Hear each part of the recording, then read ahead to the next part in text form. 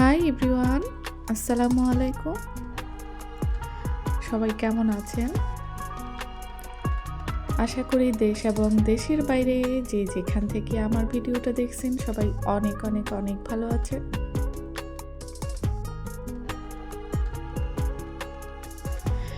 গত কয়েকদিন খুব একটা ভিডিও দিতে পারিনি। আসলে আমি একটু পরিবারকে সময় দিচ্ছিলাম।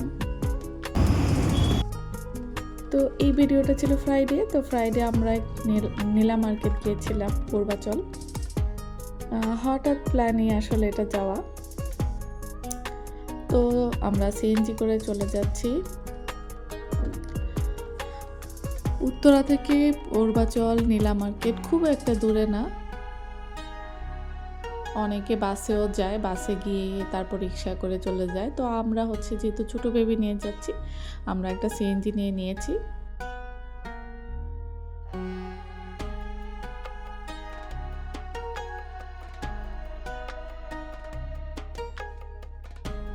আমার সবথেকে ভালো লাগে এই রোড, পূর্বাচলের রোড আমার এত ভালো লাগে। আমার মনে হয় যে সারা বাংলাদেশে যদি রাস্তাগুলি এরকম হতো।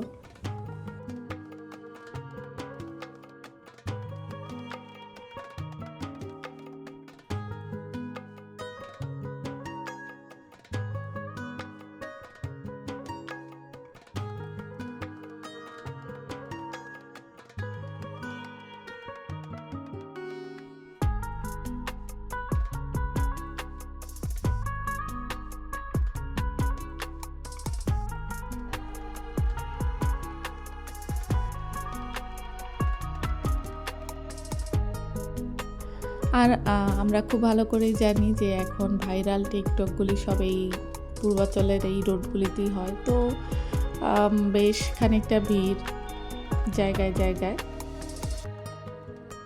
আমরা আসলে বাচ্চা নিয়ে গিয়েছি, ছোট বাচ্চা, তাই আর মাঝপথে নেমে ছবি বা ভিডিও করিনি। সোজা চলে গেলাম নীলা মার্কেট। আমরা পৌঁছায় গেছি, তবে আমি ভাবলাম একটু হেঁটে বেড়াই। তারপর মূলত যাওয়া যেই কারণে হাঁসের মাংস আর চাপটি খাওয়া। তো আমরা যেহেতু খাবার যেহেতু ফ্রাইডে ছিল, খেতে খেতে 3:30 বেজে গিয়েছিল। তারপর বের হলাম 4:30টার দিকে। এখানে পৌঁছাতে 5টার উপর বাজে। তো ভাবলাম যে আগে বাচ্চারা এনজয় করুক, বাচ্চারা এখানে সময় কাটাক, তারপর আমরা রাতে বাসায় ফেরার সময় হাঁসের মাংস আর চাপটি খাবো। তো রাইফ কিন্তু অনেক এনজয় করেছে এখানে। প্রথমে ও একটু ভয় পাচ্ছিল, তারপর যখন ওর ভয়টা কেটে গিয়েছিল, ও এতটা এনজয় করেছিল যে ওকে ওখান থেকে নামানোই যাচ্ছিল না। আর আমার খুব শখ হয়েছে এই নৌকা রাইডে ওঠার। তো যেই শখ করে উঠেছিলাম, পরবর্তীতে সেই শখটা হয়নি, কারণ আমি প্রচণ্ড এর আগেই উঠেছিলাম মনে হয় 6-7 বছর আগে। তবে এবার আমি শীত ছিল, এবার হাত ঘেমে গিয়েছিল। তো প্রচণ্ড রকম আসলে আমার প্রবলেম হয়েছে আর ভয় পেয়েছি। তো ভাবছি দ্বিতীয়বার আমি আর উঠবো না। তার উপর আমি একটু উপরের দিকে উঠে গিয়েছিলাম, কারণ প্রথম যখন উঠেছি তখন যেহেতু আমি ভয় পাইনি, ভেবেছিলাম এবারও হয়তো এনজয় করব, বাট আমি এনজয় করিনি। আমার আসলে প্রচণ্ড খারাপ লেগেছে। তো প্রেগনেন্সির পর থেকে আসলে যেটা হয়েছিল, আমি খুব একটা মোটরসাইকেলও কিন্তু আর উঠতে পারিনি। তো আমার আসলে তার উপর আমি একলা উঠেছিলাম, তো উঠাটা মোটেও ঠিক হয়নি। তারপর নেমে গেলাম, নেমে আমরা চটপটি ফুচকা খেতে গেলাম। এখানে মিউজিকের তালে তালে রাফসা কিন্তু নেচেই যাচ্ছিল। ও প্রচণ্ড এনজয় করেছে। তো চটপটি আর ফুচকা চলে এসেছে। আমি এখানে নিয়েছি ফুচকা, আমি নিয়েছি চটপটি, আর রাইফ নিয়েছে ফুচকা। আর রাফসা কিন্তু মিউজিকের তালে নেচেই যাচ্ছে। আর পূর্বাচলের এই জায়গাটা যারা এসেছেন তারা খুব ভালো করে জানেন, বা যারা এখনও আসেননি বাট এটার নাম মোটামুটি সবাই শুনেছে। খুব জমজমাট একটা এলাকা বর্তমানে, বাচ্চাদের জন্য, বড়দের জন্য, সবাই এখানে আসলে এসে খুব সুন্দর সময় কাটাতে পারবে, এনজয় করতে পারবে। আমরা আসলে যেহেতু এখন বাবা মা, আসলে আমরা আমাদের সব কিছু প্ল্যান করে আমাদের বাচ্চাদের উপর ডিপেন্ড করি যে ওরা কোথায় গেলে মজা পাবে, ওরা কোথায় ভালো সময় কাটাতে পারবে। তো রাইফ হচ্ছে সে এখন নৌকা রাইডে আবার উঠবে। আমি কিন্তু ওর বাবাকে বলেছিলাম যে নৌকা রাইডে আর উঠবা না, ওটা খুব বিপজ্জনক, কিন্তু এখন রাইফ উঠবে। তো ওর বাবা কি করবে, কারণ যেহেতু রাইফ বলেছে তো উঠবেই। তোর বাবাকে আমি বলে দিলাম, দেখো যে এটাই করো সাবধানে, তো উপরের দিকে যেও না, তোমরা একটু নিচের দিকে থাকো। তো যেইখানে আসলে বলে না যে ভয় সেখানেই মানে বাঘের ভয় সেখানেই রাত, তো এইটাই হয়েছে সেম। মানে ওর এই যে নৌকা রাইডটা আমি যেটাতে উঠেছিলাম ওই পাশে ওটা খুব অল্প হয়েছিল, বাট ওর বাবা আর রাইফ যেটাতে এটাতে অনেকক্ষণ হয়ে মানে এটা চলছে। তো ওর বাবা আসলে অনেক স্ট্রং মানুষ, তাই হ্যান্ডেল করছে, কারণ ও এক হাতে নিজেকে ধরেছে, আবার আরেক হাতে রাইফকে কিন্তু ওকে ধরে রাখতে হয়েছে, আগলায় রাখতে হয়েছে। তবে আমার ছেলে একটুও ভয় পায় নাই, সেটাই আমার খুব অবাক লাগলো। এবং সে ওখান থেকে নেমে আবার সে এইখানে চলে আসছে। তো এই জায়গাটা ওর খুব বেশি পছন্দ হয়েছে, আর দেখলাম খুব ভালো এনজয় করতেছে, তাই ওকে বললাম ঠিক আছে সমস্যা নেই, ওঠো। তারপর আমরা ট্রেনে উঠলাম, যেহেতু রাইফ উঠবে তো রাফসা উঠবে, তো রাফসার রাইফ তার একলা উঠতে পারবে না, তো আমরা উঠে গেলাম। আর সবচেয়ে মজার বিষয় ছিল আমরা পুরো ট্রেনে একলাই ছিলাম।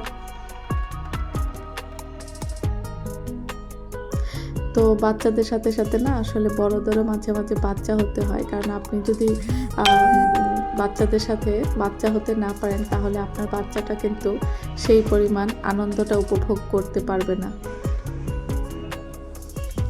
তো সব সময় নিজেদের কথা না ভেবে বাচ্চাদের কথাটা ভাববেন।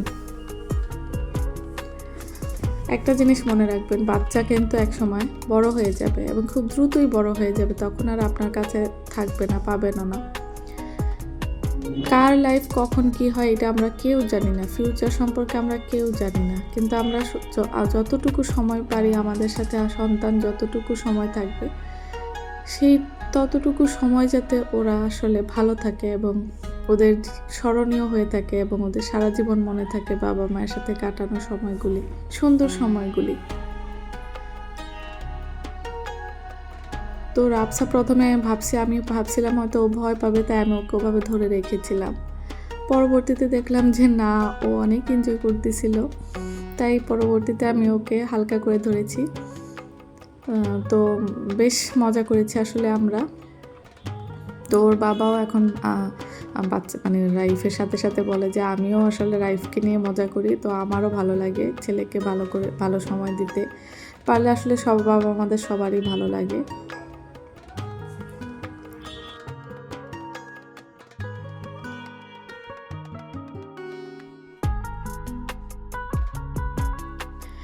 সবচেয়ে ভালো লাগলো যে ট্রেনটা না অনেকক্ষণ চলছিল, শুধু আমরা ছিলাম, তো ওই ছেলেটা অনেকক্ষণই আসলে ছেড়ে রেখেছিল। লোক অনেক সময় বেশি হলে ওরা দেখা যায় বন্ধ করে দেয়। তারপর যেই কারণে আসা সেই চাপটি আর হাঁসের মাংস, কিন্তু দুঃখের বিষয় আমরা অর্ডার দেওয়ার সাথে সাথেই রাইফ বললো সে খাবে না, সে বাসায় যাবে। আসলে ওর যা এনজয় করা হয়ে গেছে।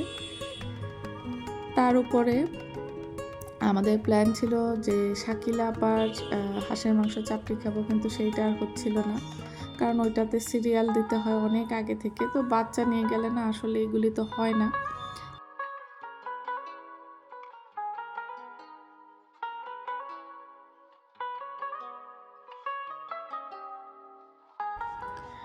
তারপর একটু ভিডিও করলাম, দেখলাম কি কি খাবার এখানে আছে।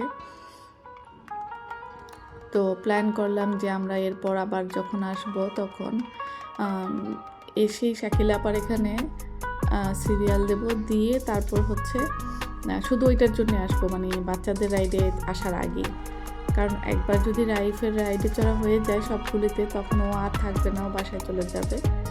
তারপর মটকা চা খেতে চলে আসলাম, তবে এইখানকার মটকা চাটা আমার একদম ভালো লাগেনি, তো আপনাদের জন্য একটু মটকা চায়ের ভিডিও করলাম।